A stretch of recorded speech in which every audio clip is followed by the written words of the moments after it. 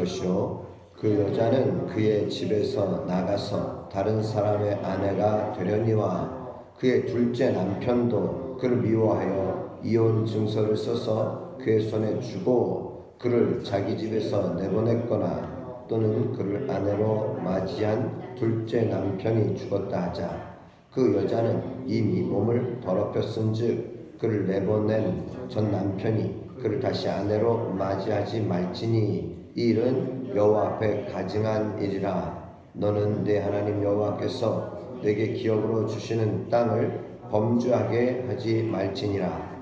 사람이 새로이 아내를 맞이하였으면 그를 군대로 내보내지 말 것이요 아무 장무도 직무도 그에게 맡기지 말 것이며 그는 1년 동안 한가하게 집에 있으면서 그가 맞이한 아내를 즐겁게 할지니라. 사람이 맷돌이나 그 윗짝을 전당 잡지 말지니 이는 그 생명을 전당 잡음이니라. 사람이 자기 형제 곧 이스라엘 자손 중 한 사람을 유인하여 종으로 삼거나 판 것이 발견되면 그 유인한 자를 죽일지니 이같이 하여 너희 중에서 악을 제할지니라.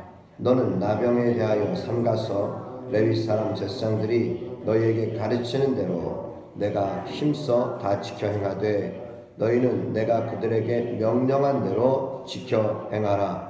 너희는 애굽에서 나오는 길에서 내 하나님 여호와께서 미리암에게 행하신 일을 기억할지니라. 내 이웃에게 무엇을 구워 줄 때에 너는 그의 집에 들어가서 전당물을 취하지 말고 너는 밖에 서 있고 내게 꾸는 자가 전당물을 밖으로 가지고 나와서 내게 줄 것이며 그가 가난한 자이면 너는 그의 전당물을 가지고 자지 말고 해질 때에 그 전당물을 반드시 그에게 돌려줄 것이라. 그리하면 그가 그 옷을 입고 자며 너를 위하여 축복하리니 그 일이 내 하나님 여호와 앞에서 내 공의로움이 되리라. 아멘. 하나님은 하나님께서 세워주신 바로 이 가정을 거룩하게 지켜야 합니다. 오늘 본문 말씀에 보시면 24장에 이혼과 또한 재혼에 대해서 말씀하시죠. 하나님은 우리에게 기회를 주시는 하나님이십니다. 하지 말라 말씀하시지만 또한 우리가 그럼에도 불구하고 우리에게 넘어짐이 있고 또 우리에게 어려움이 있을 때엔 하나님께서 우리에게 또한 할 수 있는 기회를 주시는 하나님이심을 보게 됩니다.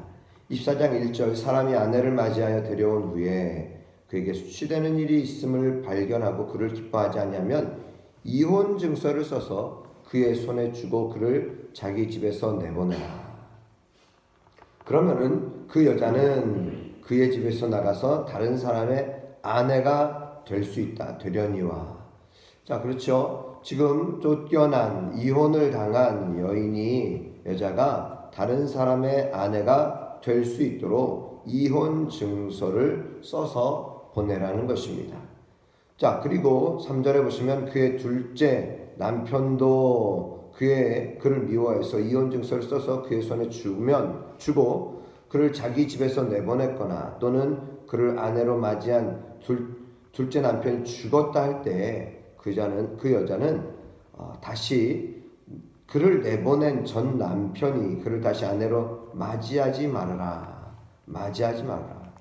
하나님의 어떤 질서에 대해서 말씀하고 계시는 것입니다. 오늘 여러분, 오늘 우리의 믿음의 삶에 있어서 항상 하나님의 말씀을 따라 살되 또한 하나님께서 우리를 사랑하시고 우리에게 기회를 주시는 하나님의 은혜를 늘 생각하며 무엇보다도 가정을 거룩하게 지킬 수 있기를 바랍니다. 가정은 하나님께서 제정하신 기관이에요. 가정 또한 나라, 하나님께서 우리에게 주신 가정과 나라와 또한 우리의 교회를 우리는 소중히 여기며 가꾸어 갈 수 있기를 주님의 이름으로 축복합니다. 하나님은 거룩이라는 것을 말씀하시는 것입니다. 그러기에 4장 하반절에 너는 내 하나님 여호와께서 내게 기업으로 주시는 땅을 범죄하게 하지 말지니라. 하나님께서 세워주신 모든 것을 우리는 힘써서 거룩하게 지킬 수 있기를 주님의 이름으로 축복합니다. 자, 그런데 이 성경에 보면은 제목을 기타 규정 이렇게 표현하고 있는데요. 그 외에 많은 이제 우리의 생활 속에서 우리가 실천해야 할 것들이 있다는 것이에요. 5절 말씀을 보시면은 사람이 새로이 아내를 맞이했으면 그를 군대로 내보내지 말아라.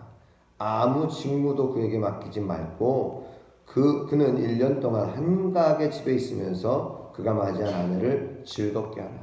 1년이라고 하는 시간을 주는 것이죠. 유예함을 주고 또 이 시간에 어떤 것을 하겠습니까? 한가하게 집에 있으면서 그가 맞이한 아내를 즐겁게 하라. 그러면은 하나님께서는 후손도 하나님께서 자녀도 낳을 수 있도록 하나님은 그 기회를 주며 또 돌볼 수 있는 기회도 주시는 하나님이심을 보게 됩니다. 그러기에 우리는 결혼이라고 하는 제도 아래에서 서로에게 사랑의 책임과 의무를 충실히 할 수 있기를 바랍니다. 그럼 이것을 통해서 하나님께서 세워주신 이 가정을 더욱더 아름답게 세워가라고 말씀하십니다. 그 외에 이제는 경제적으로 사람과 사람 사이의 관계들을 말씀하고 있는데요. 6절 사람이 맷돌이나 그 윗짝을 전당 잡지 말아라. 그 이유는 그것이 바로 그 생명을 전당 잡은 것이기 때문이다. 여러분 맷돌 그 윗짝 맷돌의 윗짝을 가져가면은 그 맷돌은 쓸 수 있습니까? 없습니까? 맷돌 위를 돌려야 되는데 돌릴 수가 없어요. 콩을 갈 수도 없습니다. 그러면은 경제 생활도 할 수 없어요. 먹을 수도 없습니다. 경제 생활도 할 수 없습니다. 그러기에 그것은 그의 생명이 된다라고 말씀하시는 것입니다. 그러기에 그 생명을 전당 잡지 말라 하는 것입니다. 뿐만 아닙니다. 사람이 자기 형제 이스라엘 자손 중에서 한 사람 유인해서 종으로 삼거나 또는 팔았다 이것이 발견되면 그 유인한 자를 죽여라. 이것을 통하여서 이스라엘 내에서 그 이스라엘 가운데 악을 제하여 버리라는 것입니다. 가끔 가다가 싱가포르나 어떤 다른 나라들이 어떤 교통 법규 또는 범죄, 강력 범죄에 대해서 강력하게 대응하는 것을 봅니다. 그것을 통해서 사회가 조금 더 질서 있는 모습을 보게 되죠. 우리나라도 아주 강력한 끔찍한 죄를 지었을 때에 항상 이 사형제도를 부활시키자 이런 어떤 계속해서 그러한 의견들을 계속 내지 않습니까? 여러분 우리가 사실은 어떤 처벌이 너무 가벼우니까 자꾸 어떤 죄가 많이 나오는 것 같아요. 근데 성경은 우리에게 분명하게 말씀하시는 것은 그런 가증한 악을 범하는 자는 너희 중에서 죽여라. 그를 죽임으로 인해서 너희 중에서 그 악을 제하라고 말씀하고 있습니다. 오늘 우리의 삶에 있어서 나에게 조금이라도 틈타오는 악한 생각들 또 그것이 우리를 계속해서 물들고 있다면 여러분 이 모든 악은 또 나에게도 악이 되지만 공동체의 악이 되는 것입니다. 그러기에 우리는 우리 스스로 나 자신을 먼저 지킬 뿐만 아니라 공동체 안에서의 악을 제할 수 있는 그러한 우리의 시스템도 될 수 있도록 우리가 함께 기도할 수 있기를 바랍니다. 여러분 나병에 대해서는요 8절 보시면은 레위 사람 제사장들이 너에게 가르치는 대로 힘써 다 지켜 행하라. 너희는 내가 그들에게 명령한 대로 지켜 행하라 말씀합니다. 나병이라고 하는 것. 자, 그런 가운데서 애굽에서 나오는 길에서 미디암에게 행하신 일을 기억하라는 것이에요. 원망하고 하나님께서 모세와만 말씀하셨느냐 우리에게도 말씀하셨다. 우리에게도 능력도 주셨다 하면서 이 모세를 비방했던 미디암, 그것을 통해서 하나님께서는 미디암에게 나병을 주시는 것을 봅니다. 오늘 우리가 비방이라고 하는 것, 원망이라고 하는 것, 여러분 이것은 우리에게서 제하여 버릴 수 있어야 할 것입니다. 그러기에 무엇보다도 이 악성적인 것, 나쁜 죄악이라고 하는 것, 이런 것은 공동체 안에서 제거해야 될 것이고, 또 악성 피부병에 걸린 사람은 공동체 전체에 병이 퍼지지 않도록 어떻게 하는가? 격리시키라는 것입니다. 격리하라는 거예요. 그러기에 미리암도 격리되고, 그리고 모세가 하나님 앞에 하나님 용서하여 주옵소서 탄원할 때에 미리암이 나병이 낫고, 그리고 공동체 안으로 다시 들어올 수 있는 것처럼 지금 우리 코로나19도 마찬가지 아니에요. 어저께 어떤 뉴스 보니까는 어떤 학원 강사가 그 한 사람이지만 그 학원 학생 약 한 몇 명인가요? 한 200여 명 정도 되는 100여 명인가요? 그 학원 학생들을 다 그것을 막았다. 몇 차 계속해서 5차, 6차 감염될 수 있는 것을 막았다. 학원생 중에 조금이라도 거기에 다녀왔다 이 소리를 듣고 우리가 유의하자. 그런데 누가 확진됐다 하니까 새벽에 오늘 학교 가지 말아라. 등교하는 날인데 학교 가지 말아라. 너는 오늘 학교 가면 안 된다라고 적극적으로 이렇게 했다는 거예요. 그것을 통해서 많은 사람이 더 어떤 무증상자의 감염 이런 것을 막았다 하는 거예요. 오늘 우리가 나은 사람 좀쯤이야 하고 생각한다면은 그런 한 사람 한 사람 때문에 거리가 더러워지는 것이고요, 지저분해집니다. 그러나 한 사람 한 사람이 청소하고 또 거리를 정리하고 그러면은 거리는 깨끗해지는 것입니다. 오늘 우리들이 나 한 사람쯤이야 하고서 침을 뱉거나 휴지를 버리거나 또 교통질서를 어기거나 이러한 것으로 인해서 더 어지럽히지 말고 우리는 우리 스스로가 거룩함으로 우리는 우리 공동체를 더 밝고 아름답게 하는 그런 믿음의 삶이 되시기를 주님의 이름으로 축복합니다. 이제는 약자에 대한 이야기예요. 10절 이후에 보시면은 이웃에게 무엇을 구워 줄 때에 너는 그의 집에 들어가서 전당물을 취하지 말아라. 전당 잡고 구워주지 말라는 것이에요. 또 밖에 서 있고 내게 꾸는 자가 전당물을 밖으로 가지고 나와서 내게 주면은 그가 가난한 자면 너는 그의 전당물을 가지고 자지 말고 해가 질 때 그 전당물을 반드시 그에게 돌려주어라. 그리하면 그가 그곳을 입고 자면서 참 감사한 것은 무엇인가? 너를 축복하리라. 너를 위해서 축복하리라. 여러분 누군가 나에게 선을 행하고 나에게 도움을 주었다면 여러분 나는 오늘 그냥 수지 맞았네. 오늘 나는 그냥 행운이 있는 사람이네. 그렇게만 여길까요? 참 고마운 분이네. 참 감사하네 하면서 그를 축복하며 기도할 것이라는 거예요.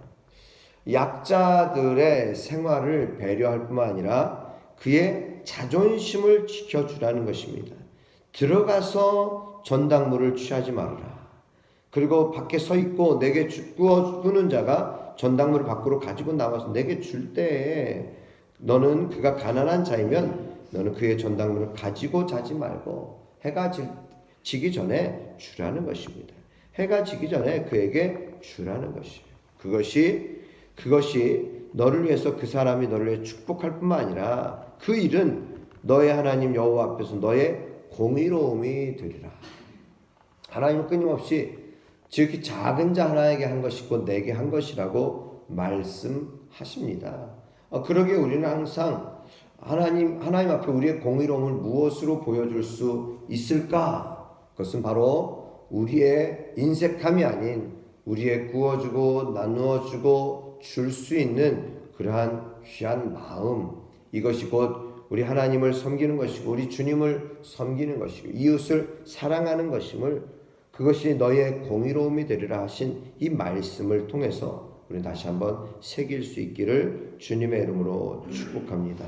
누구에겐가 선을 베풀어 보십시오. 그리하면 하나님께서 그 사람이 너를 축복할 것이고 하나님께서 너의 공의로움으로 여겨 주시겠다고 말씀하십니다. 그럼 꾸지 않고 꾸어줄 수 있는 건 얼마나 귀하고 감사한지 몰라요. 저는 어려서부터 어머니의 기도를 늘 많이 듣고 자랐습니다. 그런 가운데 늘 기도하시는 기도의 내용이 하나님 꾸어줄지언정 꾸지 않는 우리의 자녀가 되게 해달라고 그렇게 늘 기도하시는 그 모습을 저는 지금도 귀에 생생하고, 그래서 저도 꾸어줄지언정 꾸지 않는 자들이 되게 해달라고 저도 기도합니다. 여러분, 우리의 인생에 있어서 여러분 꾸는 사람이 더 능력 있고 더 훌륭한 사람일까요? 꾸어줄 수 있는 사람이 더욱더 아름다운 인생 아니겠습니까? 우리가 내가 꾸지 않는 것도 축복이에요. 그러나 여러분, 꾸어줄 수 있는 것은 하나님께서 내게 복을 주셨다는 증거입니다. 누가복음 6장 38절에도 주라 그리하면 받으리니 곧 후히되어 누르고 흔들어 넘치도록 하여 너에게 안겨주리라. 오늘 우리의 삶에 있어서 항상 나누어 줄지언정 여러분, 우리가 꾸지 않는 그런 믿음의 사람들이 되세요. 어느 자리에서 받는 자리에 설 때에 1등으로 서서 받으려고 하지 말고 누군가에게 양보하고 더 필요한 사람이 있겠지 하고 남으면 내가 받을 수 있는 그러한 좀 너그러운 마음, 여유 있는 마음이 우리에게 있다면 얼마나 좋을까요? 어떤 친구가요, 차를 새로 사서 그래서 막 같이 차 타고 가면서 자랑을 하는 거야. 야, 이 차를 우리 형님이 사줬다. 우리 형님이 나를 생각해서 나를 얼마나 이렇게 끔찍히 생각하는지 나에게 차를 사줬다. 부럽지? 막 이러는 거예요. 그러니까 부러워. 무엇이 부러운가? 너에게 줄 수 있는 그 형의 마음이 참 부러워. 형이 너에게 그렇게 줄 수 있다는 것이 얼마나 부러운지 몰라. 또 그렇게 자랑하는 동생이 있어서 형님이 얼마나 부러운가. 형님이 참 부럽다라고 이야기하는 거예요. 우리는 항상 어떤 사건에 대해서 그냥 보이는 것만 생각하면서 부럽다 생각할 때가 많아요. 그러나 여러분, 보이는 것 이면에 주시는 하나님을 우리는 자랑할 수 있어야 되고요. 또 누군가 나에게 도움을 줄 수 있는 그 누군가를 정말 자랑하고 부러워할 수 있는. 그래서 여러분, 우리를 누군가를 위해서, 여러분들을 위해서 누군가 기도해 주고 계십니까? 그럼 그분을 자랑하십시오.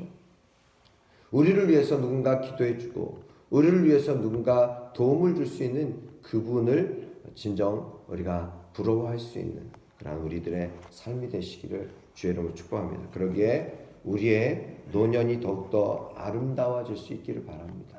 우리의 노년이 점점 인색함으로가 아니라 우리의 노년이 더욱더 너그럽고 또 많은 사람들의 존경받는 삶, 그래서 믿음의 삶으로서 우리 주님이 나를 통해서 드러날 수 있기를 주님의 이름으로 축복합니다. 기도드리겠습니다. 하나님 아버지, 감사합니다.